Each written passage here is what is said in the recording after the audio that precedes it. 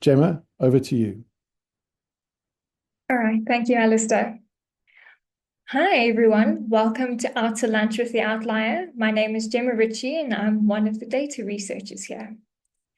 At the Outlier, we create charts and stories using all kinds of data about a wide range of subjects, from health to load shedding to food prices. And we're often asked how we find that data. A data story generally starts in one of two ways. Either you have the data that you can analyze to find a story or insights you want to share in charts, or you have a subject that you're interested in, but you need to find data about that subject. So in this webinar, we're going to share some tips on how we find data. To start with, I want to know, do you have a place to find data that you use regularly? Let me know in the comments. So we're going to focus on how to find data on the internet. Many different organizations, research institutes, and international energy agencies share data on the internet. So you've got your governments. So an example would be Statistics South Africa, your different organizations like data.gov in the US. Effectively, if you see a URL or a website name with .gov in it, most likely it's going to be a government website. Then you get data from international organizations such as your World Bank, the United Nations, the International Monetary Fund, World Health Organization, International Energy Agency. And then you also get data from academic and research organizations. An example you're probably very familiar with is Our World in Data, which is situated at Oxford University. Nonprofits also supply data like the Open Africa project, which is Open Africa, which is a Code for Africa project, and like the World Resources Institute. And then private companies and industries also supply data. You'll find it in their company reports, or they'll create data sets and make them available for a price. On a small note, you do get community source data. So the data you'll find on your Wikipedia. And then in Kenya, there's this project called Ushahidi, which relies on citizen-generated data to hold governments accountable and protect human rights. So there's a lot of data that's available. The trick is to find who has the information you're looking for. So to start with, there are two ways you can find out who has the information. You can use AI and keywords. Then once you know who has the data you want, I'll show you how to find it using smart searches. So with the advent of AI, tools like Perplexity, Gemini, ChatGPT, or Claude can quickly point you to organizations that share data. This can be a lot quicker than your generic Google search. So let's try an example using Perplexity.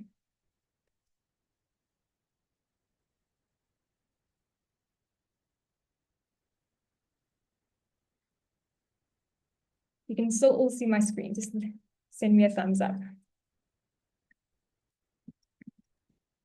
We can just maybe it looks like the window could be expanded a bit. Yeah. So I'm using Perplexity in this example, and I'm going to ask it, where can I find data on South Africa's dams, particularly with all the rain we're having? And when it decides to give me the information,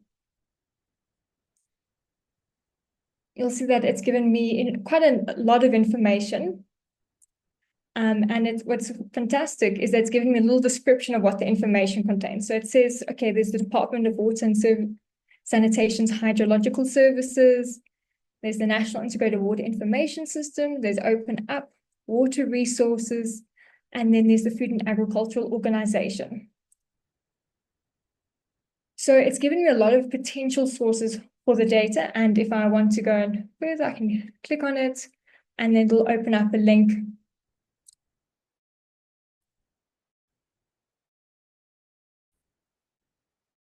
to a resource, which is like find out who has the data I want, is to use Google and to search for keywords like data, dashboard, statistics. So let's look for some health data on cholera. We're going to search cholera and dashboard. And one of the first options that appears is a World Health Organization one, this ArcGIS. And if we select it,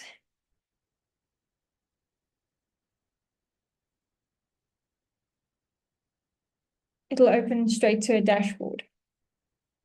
What's nice with this example is that it even tells you when it's next going to be updated. So you know how up to date the information is on the dashboard.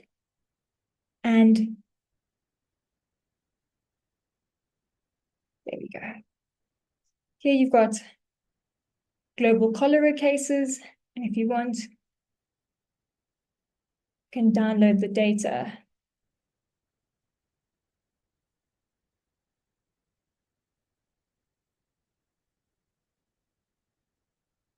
You can download it, and it'll ask you what kind of data you want, and then you can download it as a comma-separated file or a CSV.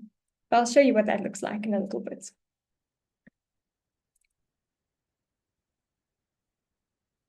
So we've covered using AI to find which organizations have the data you could want, and how using keywords in Google, like data, dashboard, statistics, can also find the data you want, or find the source of the data. Now let's actually drill it down to smart search terms.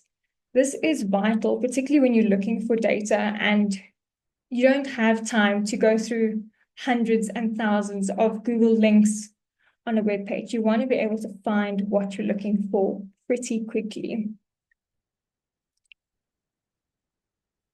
So let me just quickly stop sharing for 2 seconds.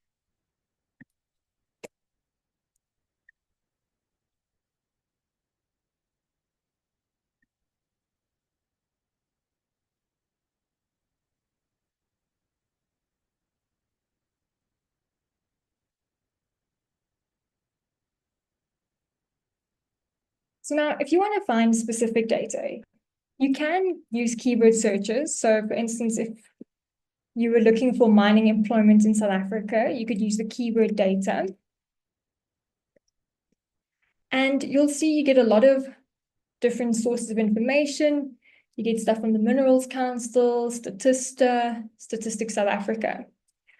But now if you want mining employment data, that's actually from the Department of Mineral Resources. How do you do that?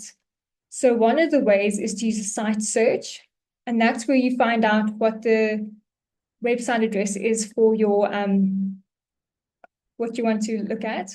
So for instance, the Department of Mineral Resources and Energy is site dmre.gov.za. We don't need South Africa because we know it knows it's South Africa. And then we can search. And immediately we're getting stuff on vacancies, we're getting mineral economics bulletins. But now, okay, so I know this stuff's coming from the Department of Mineral Resources and Energy's website because I've told Google only look at this site name. But now I want to actually get data that's going to be useful. That's preferably already in an Excel. So in this case, we're going to then use file type, Excel SX. And now I've only got one option, which is the B1 2024 mineral statistics tables. And if I click on it, which I have, it'll open up a lovely Excel spreadsheet, which has a tab on employment in South Africa's mines, and it has it per commodity. So I've got the total mining employment and then gold, platinum, chromite as we go down. But that's not the only way you can search. Now, also, if you wanted to, it doesn't have, file type works not just with Excel, it works with your CSV, your PDF, and even if you're looking for mapping files like shapefiles.shp or JSON. But there are other smart searches you can use. So another one is in title, which is to find pages based on keywords you've selected in the title. So for example, if we go in title dam level South Africa, we search that. So we're telling Google to look for the word data in the title of the web page. We're getting information from Department of Water and Sanitation, and we're getting from the different water agencies in South Africa. Now, if we change it up and we use in URL, so now we're asking it to look for data in the URL. We want it to look for data and then dam levels in South Africa. It then brings up also different information, but it's all giving us information that is data that we can use. So those are just quick and easy ways to look for information. It'll give you either a data set or a dashboard or a table. And some other ones that I enjoy using are the search words and, capital A and D. So if we went rain and you put in anything in a quotation marks, it'll tell Google to look for that phrase as it is, combined together with no separations. South Africa. And let's put in keyword data. So now we're getting information from the World Bank Climate Change Knowledge Portal, from AfriWix. So all of a sudden you're going from a collection of news reports without the keyword data, and now you've got something that could give you information. If I wanted to, I could even try file type XLSX. And I can even get data in an Excel format from the United Nations, the Joint Monitoring Group. So that's an amazing thing with just using different smart searches. So file type, site, and then if I go back to my presentation. Can I give an example? Sorry Yes, to interrupt. We've been doing a lot of stuff on water, and the Department of Water website was quite good with a lot of information, but there's also a lot of information that's not directly linked from the front page. So for example, I was looking for a list like geographic maps of rivers in South Africa. And if you do a file type search for .kml or KMZ files, which are Google Earth type files, mapping files, you'll be amazed what you can actually find on the Department of Water website. I've got a list of all the catchment areas, all the rivers, etc., just by doing something like that. So it's worth playing around with it. Just try different variations on weird extensions, and you'll be amazed what you find. No, Alice is 100% correct. I mean, it's amazing. You know, there's an assumption that there is no data available, but when you use smart searches, you will be amazed at how much data there is. So just to do a little recap, so your smart search terms are your site, which is used to limit searches to websites. So if you do site colon.gov.za, you limit to South African government websites. So that's great if you don't know who has the information, but you're pretty sure it's probably a government website. Site colon.ac.za limits it to South African universities, which is great if you're looking for a particular research report. Then file type, you use this to limit the files you want, so a CSV or an XLS or a PDF. I told you I'd tell you what a CSV looked like. This is what it looks like. Everything's separated by commas. If you download one of these, don't be alarmed. You can easily open it up in Google Sheets or Excel. Google Sheets does a really good job of just importing it and then structuring it accordingly. In Excel, you just need to say to separate out the data with a comma instead of a tab or a space. And then we went through in title to find pages using keywords in the title. We did the in URL, find pages based on the keywords in the URL. And which is to include all search terms. Another one is if you're not sure if this word is included, you could use or. So if, for instance, one of the things we use this data for is we collect information on women murders using news articles. And so when we search for it, we'll go woman and killed or murdered or, and you just put in a couple of options, and then the or will pick up one of the words at least. Then one of my favorites is the tilde, which is the squiggly line. It includes all the synonyms of the search term, which is really helpful.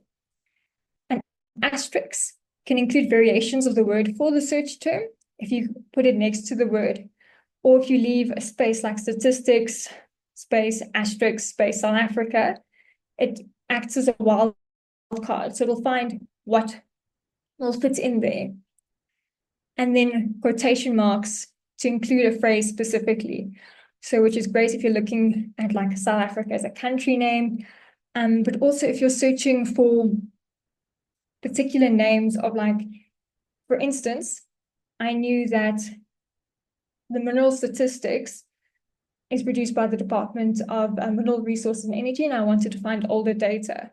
So I used the quotation marks over mineral statistics when I searched the government's website to find out if there was older data available, and if not, if I could find someone who was connected with it, which is very helpful. So one of the things when you are going through these searches is you need to check whether your data is reliable. So once you found the data, you need to check whether it'll work for your purpose. And you have to ask yourself who collected it, how was it gathered, what exactly does it measure? And then you also need to ask why the data was collected, because this can indicate either limitations or potential bias in the data. And then you then need to see where the data was collected, when and where, and then all these questions you should be able to answer in a methodology. Just a small note, not all methodologies look the same. Sometimes they appear in a spreadsheet with the data. Other times they are in blog posts, websites, or explainers on GitHub. So when you're looking to try and understand the data, it's not going to necessarily all be neat and tidy in the same place. So for instance, I downloaded some gold price data and it came out beautifully. There's a lovely big explainer on the front of the Excel spreadsheet. A lot of your United Nations data will also give you a lovely explainer. These are the limitations. This is why we collected it. But in other cases, there'll actually be a blog post saying, this is why we did this. This is why we collected it. These are the limitations. So just something to keep an eye out for. So after our whirlwind tour of how to find data, I hope that you know that you can use AI tools to give you a general idea of whether the data exists or not. You can use keywords like data, dashboard, or statistics to search for the data. And it's easy to find the data if you limit your searches using cite and file type. And now that you've got these search strategies, I'm looking forward to finding out how they work for you. So are there any questions? I want you to talk about something for me. Okay.